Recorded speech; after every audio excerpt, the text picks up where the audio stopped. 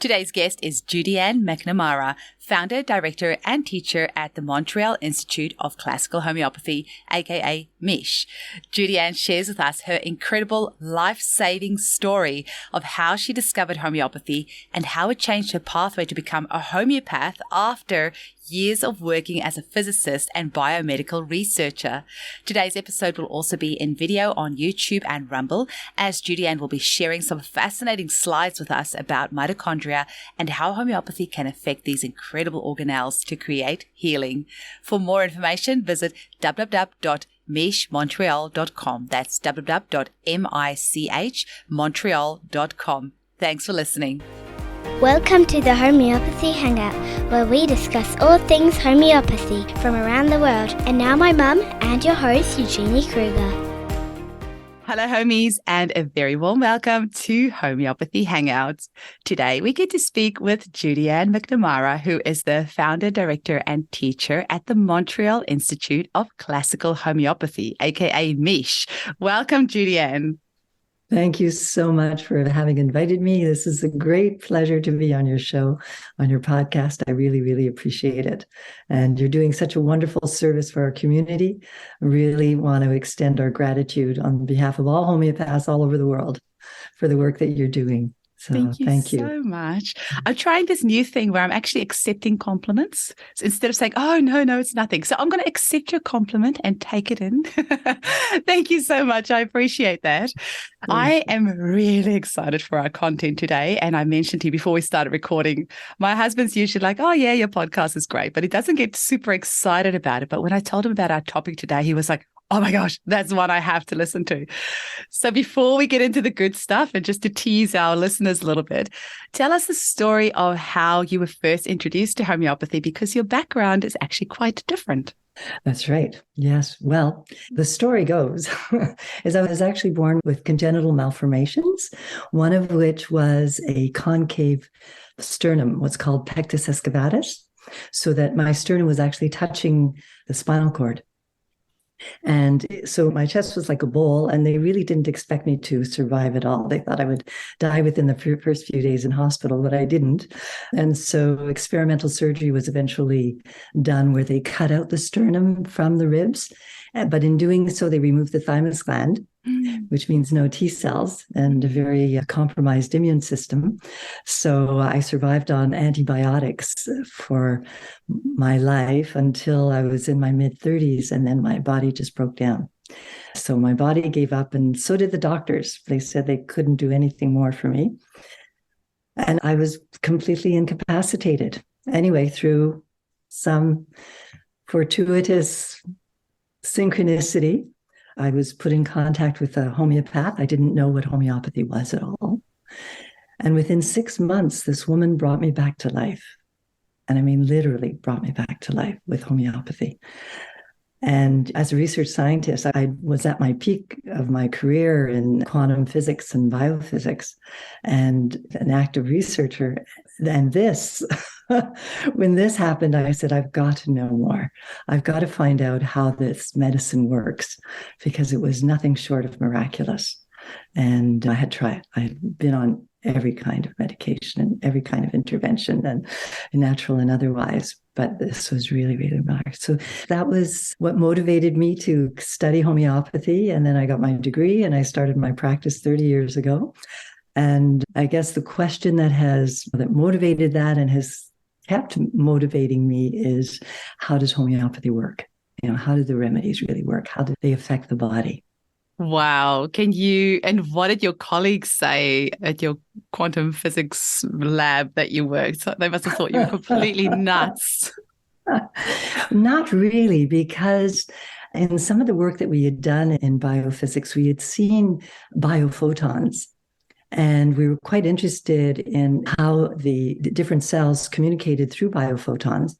And also, interestingly, how cancer cells do not communicate at all and do not emit biophotons. So there was this whole relationship with light and energy and life that we sort of were on the fringe of and found interesting.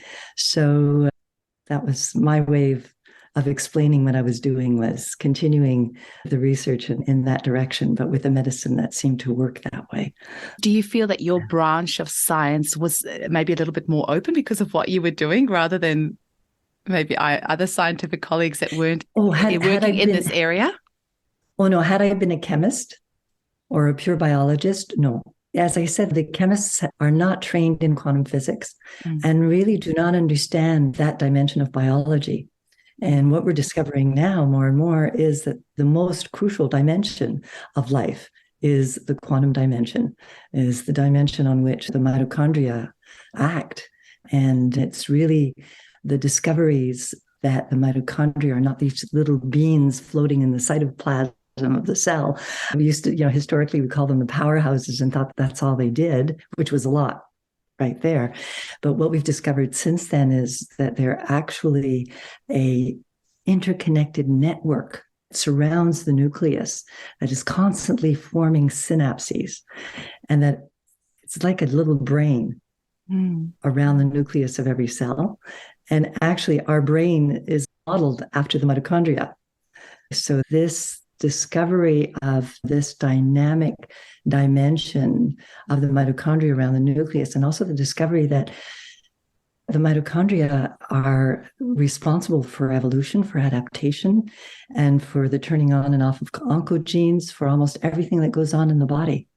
So if chronic disease develops, it's because the mitochondria sent that signal to the nucleus.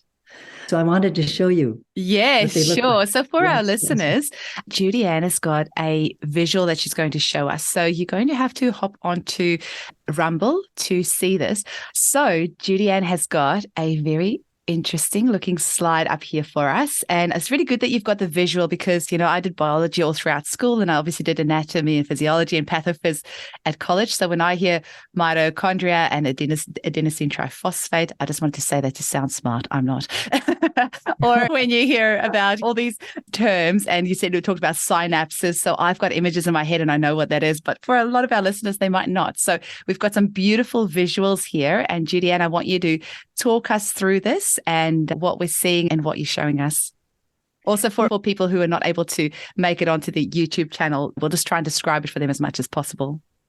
Right. Yeah. Well, for decades, and still in the biology books, you'll see mitochondria drawn as little beans. Yes, with a little squiggly thing on the inside. Yeah, that's exactly. Yeah. Well, they take the form of beans when the cell is dead, when there's no life. So they shrink into just these little balls in dead cells. But in living cells, this is what they look like. Okay, so very different. Oh, absolutely. So they're long filaments that are very dynamic and always creating new synapses in between each other. And what they're doing is exactly like the brain in the sense of processing information. So they're integrating information on many dimensions, synthesizing, evaluating, and deciding what is the best action or reaction for this cell to take. And then once they've made that decision, they send the information to the cell nucleus. And it's interesting. I'll just describe for those that are just listening, this sort of just where the mitochondria, you would, like Judyanne said, normally it would be like a bean shape. This is more round. And then you've got these things that almost look like little worms all around the side of the cell. And it's interesting, you've got a kind of a close-up of the filaments and they're not touching each other because the synapses are obviously sending those chemical messengers from one synapse to the other. So they're not touching, but they're able to transfer that information from one to the other. Is that, am I understanding yes, that? Yes, they touch each other to transfer the information. Oh, they are actually touching. Okay. Yeah, and the dark circle in the center, the dark sphere in the center is the cell nucleus. Where the DNA is stored.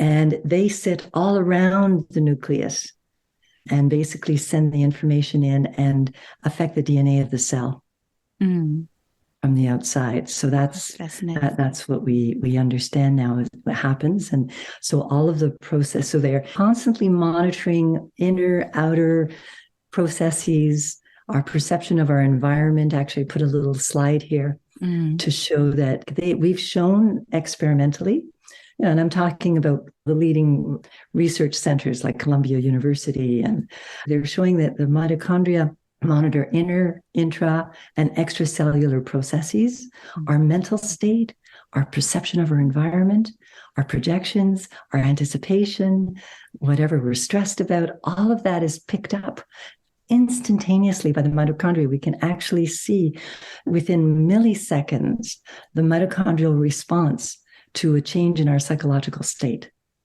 What we know, again, scientifically, and what we've known for the last decade or so, is that they're instrumental for homeostasis, allostasis, all aspects of fight or flight, adaptation, and evolution. It's because of the mitochondria that evolution occurred. It's when mitochondria were formed inside the first unicellular bacteria that evolution started beginning. So they really are the cause of evolution. They regulate the storage and burning of fat, the secretion of hormones, the production of cytokines, cortisone, DHEA, the stress response, turning on and off oncogenes, and all the genes responsible for chronic disease. So basically, we can trace any chronic disease and even the effects of aging to the mitochondria. But what is of particular interest to the homeopath is the dimension on which the mitochondria function. And that's really what we need to understand, is that the mitochondria, when we talk about epigenetics, we're talking about biophotons. They are on a quantum dimension. And what's missing in biology is a dimensionality. The chemical reactions are on one dimension. The physical, mechanical, tissue responses are in another dimension. The ionic, when we talk about the meridians, if we're talking about acupuncture and all of that, that's another dimension. And there's the deepest dimension that we know of, when actually that can exist. I'm glad you said that we know of, because they might. Yeah, I'll get to the other one, is the quantum dimension. So as far as anything that can be measured, that is on that quantum dimension. So to understand, the quantum processes are not chemical, they're not physical, they are in a deeper and more fundamental dimension than either. So we can call it the immaterial dimension because it's not really material. Often we'll say it's on the energetic or energy dimension, but energy is still in the material realm. Here we're referring to something that is deeper than both energy and matter, and it involves light, which is both the mediator and the context of the creation of both energy and matter. So you can't talk about the mitochondria without talking about their cousins, the chloroplasts. So these two organelles are intimately connected. They're almost identical. The only difference is that they do exactly the same process, but in the opposite direction. So the chloroplasts of plants are responsible for the survival of all life on the planet, as we know. And they are the only things that we know of that can transform light into matter. Okay, so they transform the light directly into matter, and then that matter is transformed into energy and light by the mitochondria. So the mitochondria are doing the exact thing, the same dance as the chloroplast, the E equals MC squared. So it's the whole dance of first creating matter. And this goes against, of course, the laws of thermodynamics, but that's what life does. Life goes against the laws of thermodynamics, and especially chloroplasts that actually create matter. They create molecules from light. So the C squared equals MC squared is energy equals mass times the speed of light squared. What Einstein discovered is that energy, mass, and light are totally interchangeable. Oh, wow. So that's what happens. That's how life is supported on the planet. If it wasn't for that process, that quantum process happening in plants, we would have no food. And it's so interesting because we were taught at school that energy cannot be created or destroyed. It can only be transformed, right? And yes, in a closed system. First of all, because all of physics is based on a closed system that you can control. And it doesn't pertain to life. Wow. Because entropy also increases is naturally increases. That's also a law of thermodynamics, but not in living beings. And entropy being? Being the degree of disorder. Gotcha. In other words, everything has a tendency to fall apart. So do we eventually, but but when we start off, we don't. All goes well when you hit your 30s, and it's all downhill. That's right. No, I'm kidding. Yeah. So those laws of thermodynamics work in contained spaces, enclosed spaces, and again, only under certain conditions. What we see here does go against the Newtonian understanding and definitely cannot be explained by chemistry. So the chemists write an equation about it, but they can't explain, and nobody can. Were we able to explain or even understand this, we would be making our own food, but we can't.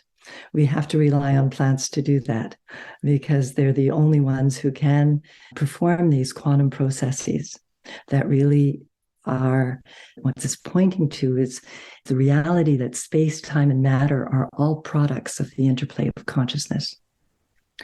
So it's through an interplay of consciousness through light. Light is the physical manifestation of consciousness. So what we see here is the physical manifestation of consciousness being transformed into matter and energy and transformed into life. So to me, this is one of the most beautiful things to consider or contemplate, is how we take for granted this miraculous process that happens in every moment in plants. So what we understand through relativity and quantum mechanics is that space, time, and matter are patterns. And they're patterns created by consciousness, created through light. Light is the container, if you like, of space, time, and matter. There's nothing that can go faster than light. And light is the instrument by which everything is the interplay of all of the elements that come into existence can happen. So everything in existence is a pattern in consciousness through light.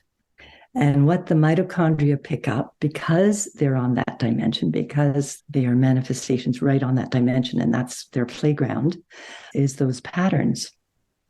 So Hahnemann was very clear. Our medicine is immaterial. A homeopathic remedy, that required process of potentization, is a process designed to extract all of the material product from the pattern of consciousness that creates it.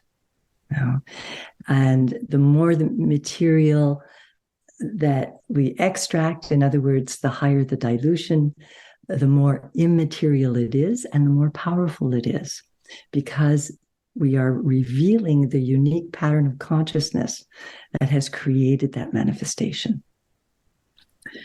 So that is what the mitochondria are picking up. And that is really what our homeopathic remedies are about.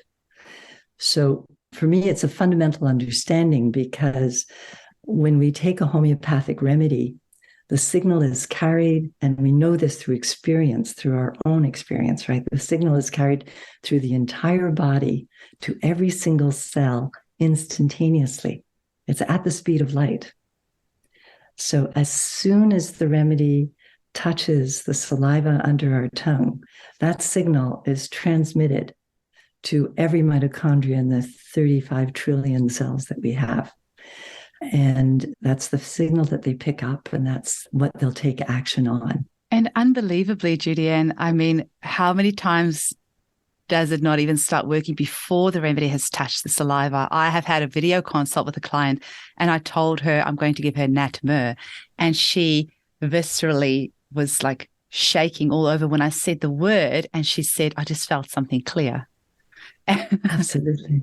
Absolutely. Yes. When we recognize that we're working on that immaterial dimension where it's beyond space, time, and matter, there's no division. It's one wholeness. It's one holism. And so, yes, so calling to consciousness any one of the millions of patterns that exist in the universe is the same as giving a homeopathic remedy. Well, I have said that a few times, that I believe, I can't quite pick exactly how many years. I want to say the next 10 years, but I think us humans are so rooted in habits that it's probably going to be 50 years. It can happen right this instant, right now. Time is relevant, but we can literally just think of a remedy and it will instantaneously heal us. Like, I don't think we need the physical remedies. I think that is just to kind of appease our own small little minds where we cannot quite comprehend exactly of what you're saying right now, quantum medicine, just how incredible that is. So I think once as a race we can get ourselves to that level, you can just think of a remedy. You're not actually ever going to need a remedy anymore. And then immediately I think, oh, but what about all the pharmacies and where will we get the additional money from? And then that expansiveness of me just thinks we will find other ways of having an additional income or all that. But I really feel that we're going to get to that level where we just think of a remedy, and we've gone that little step now. Well, I'm just going to interrupt you there. Yeah, please do. Because you can't, the mistake we make is that we confuse thought with consciousness. Oh, I'm glad you've made that differentiation. Okay, talk to me about that. So it's not thinking about a remedy that's going to do it, because our thought processes are actually very superficial and the product of, I'm going to say, a whole sequence of interpretations, and it's also coming from a sense of me that is separate from you, and all of those false delusions that our thought processes are based on. So how would you differentiate like the consciousness and thought? Well, so thought is a result of consciousness, just like matter is. But if we're looking for a consciousness to take an action in existence right through the material, then it has to be in a purer form and much closer to the light. So in order for that to work, the state of being would have to be one of non-separation, non-duality, pure oneness. So we couldn't be identified in any way with this when we're engaging. When you say this, you pointed to your physical body, just for our listeners. Yes. You know, Judyanne, nothing is ever like a coinciding. But yesterday I was walking on the farm, and we have quite a few ants here, and they've got holes all over the place, and there's millions of them. And as I approached my footstep, maybe it's the vibration of the footstep or whatever, all of them, the thousands of them, and it was so many. They all moved simultaneously in exactly the same direction, and then came back to exactly the same direction. So all of last night, I have been in my mind like, how do they know this? How have they got this collective consciousness? And I can't help but think that they are clearly way more advanced than us, that they are operating as this collective consciousness where they didn't all freak out and run in different directions. All of them ran in exactly the same direction and then moved exactly the same direction again. So, but that's not. That's natural. We're the unnatural ones. Yeah, well, exactly. Do you feel that's a collective consciousness thing as well amongst them? Well, we have this delusion that we're each separate. Yeah. And that we live in, and that we have separate consciousnesses and all of that. It's our delusion of separation that causes us to be so inept. But it's fun, because if we didn't have that, we wouldn't experience trauma and pain and grief and jealousy and all of these things. And isn't that why we come into this heavy human form to just experience some of the drama? We love the drama. We do. Yeah, exactly. It would be too easy if we were just in our pure holistic conscious state. Yeah, it'd be nothing fun to do. Yeah. So we still need the remedies. Okay. That's what I'm saying. Not quite there yet. And we're probably going to need them for a long time. Okay. So I'm off for the 50 years. Have you ever done any experiments where you've seen the homeopathic remedies actually act on the mitochondria? And how would you even test that? We can't measure anything on that dimension. What we can see is the effects. So We know what the mitochondria do. Mm. Like, for example, they control the DHEA levels when within a few milliseconds of psychological stress, mitochondrial DNA is excreted into the bloodstream. So we know that they're affected by these things and they respond to these things, but we can't measure them. They really sit what they're doing, quantum processes. And that's why we don't understand chloroplasts either. And it's going to be very difficult for us to do that because the quantum processes are, as I said, deeper than matter and energy. They're on the dimension of light. And so you're going, if you like, beyond our space-time container. And we, as space-time objects, can't go beyond the space-time container. So do you think it's just a matter of accepting that we're never going to understand it? Or do you think that maybe the mechanisms by which we measure, like say, for example, if we were able to like access this information through meditation or some other means of observing this? That's right. We can't see any of this or measure any of this physically. But you're absolutely right. We can certainly connect to the whole movement. And I think that's what meditation is about, right? The Buddhists talk about the kalapas and being able to sense the quantum sensations of all of our sensations in our body on a quantum level. So we are able to experience on that level, and through meditation and enough silencing of the thought processes and they quiet down, pipe down a bit, and then we can actually access that. What I'm just saying is that we wouldn't be able to measure it or see it that way through instrumentation. Have you got any other slides that you want to show us? No, well, just to say that is the basis of our understanding at MICH. And what we've done at MICH is develop a case-taking methodology that takes full advantage of the homeopathy's power to work on that subtle quantum level. What we focus on is the particular attribute. How can we understand what's happening in the mitochondria? Is by understanding what affects the mitochondria in the human being, how we perceive our world, how we perceive danger, what we stress ourselves with, is how we perceive space, time, and matter. Well, we use the word patterning, how we pattern our environment. In other words, the individual's perception of their environment and the kind of patterning they engage in. In other words, how we want our world organized, what we're susceptible to, how we like things arranged, what our likes and our preferences are, our ideas of comfort. This is all patterning. Right. And this patterning is directly related to the consciousness that is the organizing principle of the organism and unique for everyone. So we are each a unique pattern in a certain way. And what can give us insights into that unique pattern and the vital force is to understand how we pattern the world, what we strive for, what our ideal is. So we call that the striving or absolute.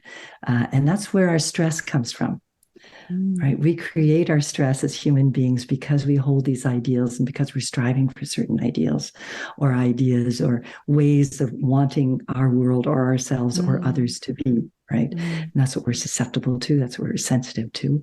And it's when we're striving and creating stress that we end up feeling and experiencing sensations.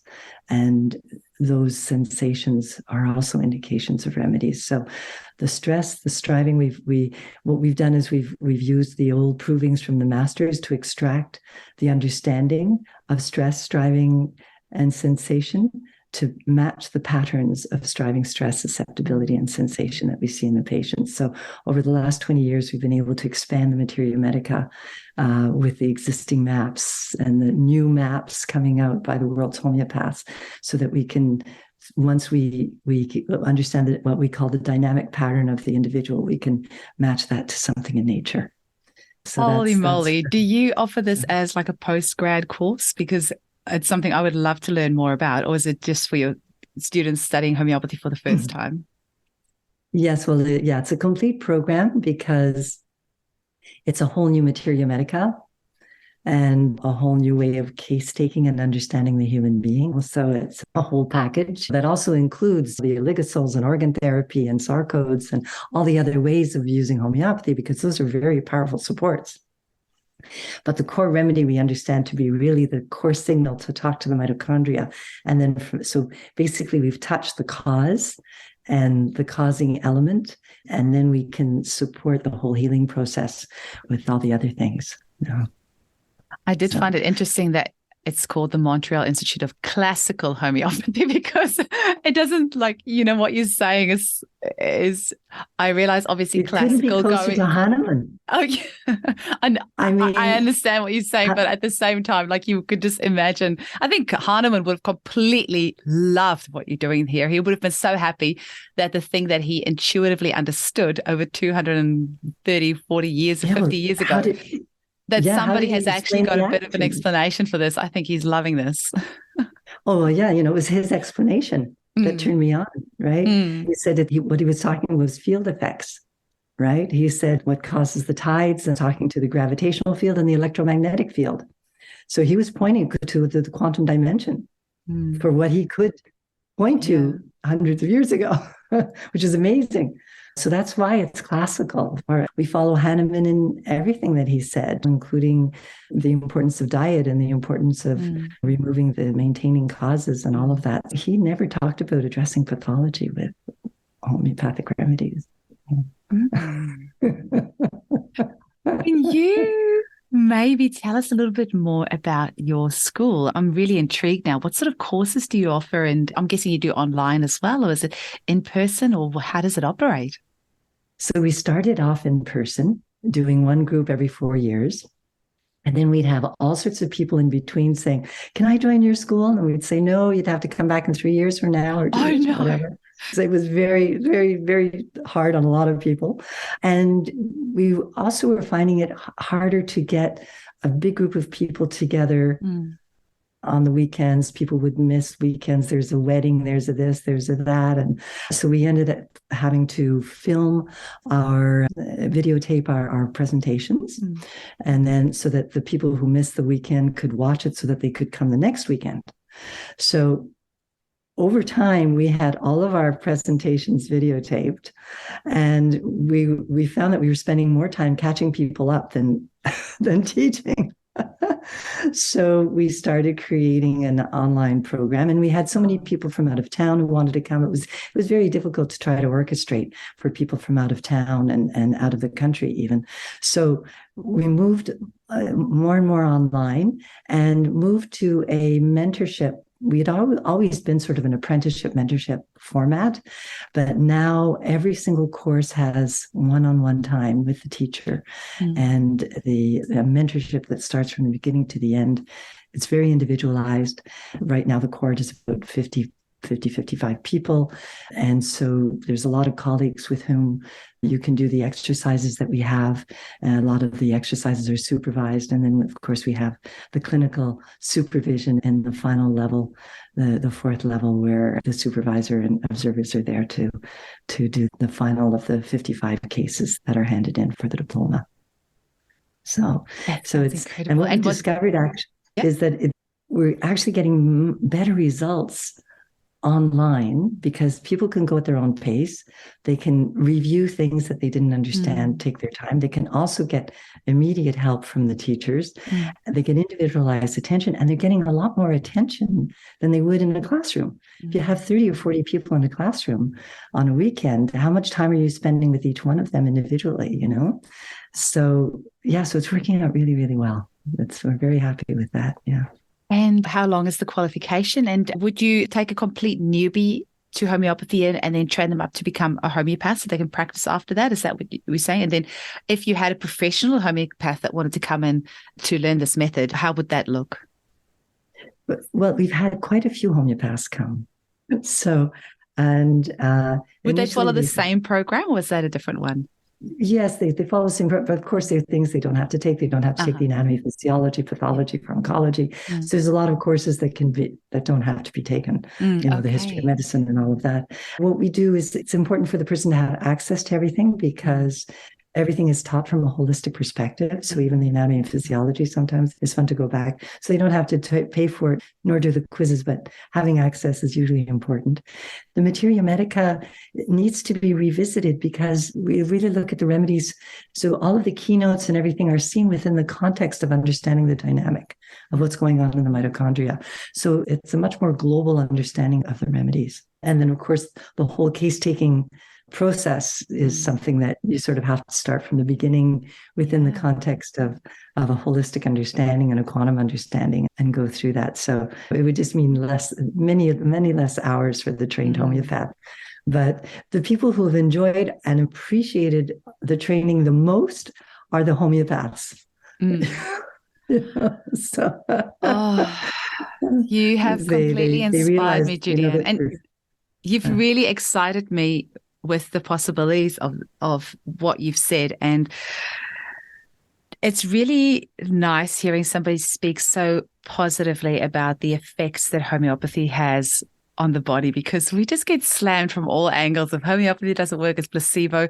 So for somebody with your background to step into homeopathy and show us the level at which it works, it's really inspiring. Like sometimes it's nice to just hear, okay, what we're doing actually has some incredible mechanisms behind it, which we, as our little human race, is just not quite advanced enough to understand yet. And maybe we shouldn't understand it. Maybe that's part of why homeopathy is so amazing, is that it's possibly about surrendering and trusting that you don't always need to understand the mechanisms behind everything. It's releasing that need to control everything. And maybe that's part of the healing, because I would say so many of my clients I treat in clinic, their health concerns come from their need to control everything. And actually, once they learn to release and relax and kind of trust the process a little bit, healing starts to happen. So maybe on a larger scale, there might be some element of trust at play in all of this. Absolutely. Yeah. Absolutely. Yeah. Yeah. Can you please tell our listeners how they can get hold of you? And is there any last messages that you would like to leave them with? Yes, definitely. Well, if they go to our website, www.michmontreal.com, so MICH, Montreal, all one word, .com, they can find out about our program. They can take it from anywhere in the world. It's completely flexible. You design your own schedule. We help students on board and with an automatic schedule that lets you know which units to do in what order. It's very individualized, as I said. And even the mentorships and the exercises, of course, are according to your own schedule. You just work that out with the teachers and with the other students. We do have regular webinars as well, which we try to time so that everybody in the world can come. So we have those about 4 or 5 times a month, where we just get together and explore interesting ideas and get to know each other. It's definitely open to everyone. Mm-hmm. And it's not limited to Montreal, for sure. And yes, and depending on your background and depending on the time available, it can take anywhere from 2 years to 4 years to do. But it's very flexible according to the individual and their capacity, their needs, and their time, But I guess the most important thing I feel that MICH brings is the understanding that the immaterial reality is the ultimate reality, and that immaterial reality is consciousness, and that the consciousness that we are light and we are consciousness, and that the physical manifestations that we experience are all within consciousness, that we live within consciousness, and that all of space, time, and matter is within consciousness. And as homeopaths, we hold in our hands the only immaterial and most powerful medicine that one can imagine, and that I think can exist. And it's so important that we don't let people who do not have the background to understand homeopathy, to understand quantum processes. And those are chemists and people in the pharmaceutical industry who have a chemistry background. Chemistry has a very materialistic foundation, and the bias and the incentivized Yeah, well, On the topic. the unconscious metaphysics, really, that chemistry and biology are based on, is that everything, that the reality is material, and that consciousness comes from matter. We've gone as far as, and this is the first time in history, that we are so confused to think that consciousness could actually come from matter, and that it's not the other way around.